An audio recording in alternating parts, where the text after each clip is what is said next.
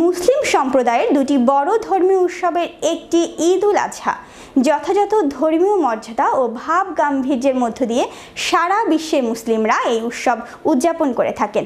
তারই ধারাবাহিকতায় ইতালির বার্নেনিয়া শহরে ধর্মীয় ভাব গাম্ভীর্য ও উৎসব মুখর পরিবেশের মধ্য দিয়ে পবিত্র ঈদ উল আজহা উদযাপন করা হয়েছে। মধ্যপ্রাচ্যের দেশ সৌদি আরবের সঙ্গে মিল রেখে ইতালি সহ ইউরোপের প্রতিটি দেশে মুসলমানদের ধর্মীয় উৎসব ঈদ উল আজহা পালিত করেছেন। ইতালির বার্নেনিয়া ছাড়াও এবং অন্যান্য প্রভিন্সে ঈদ উল আজহা নামাজ আদায় হয়েছে। ঈদের পর সব জামাতে ছিল উপচে পড়া ভিড়।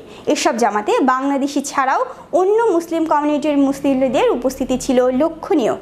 বিপুল সংখ্যক বাংলাদেশি নারীরও ঈদের নামাজ আদায় করেন, পরস্পর ঈদের আনন্দ ভাগাভাগি করে নেন। নামাজ শেষে সারা বিশ্বের মানুষের শান্তি কামনার জন্য দোয়া করা হয়। আসসালামু আলাইকুম, সব মুসলমানদেরকে ঈদ উল আজহার শুভেচ্ছা। আসসালামু আলাইকুম, বিশ্বের সকল মুসলমান ভাইদেরকে জানাই ঈদ উল আজহার শুভেচ্ছা। ঈদ মোবারক।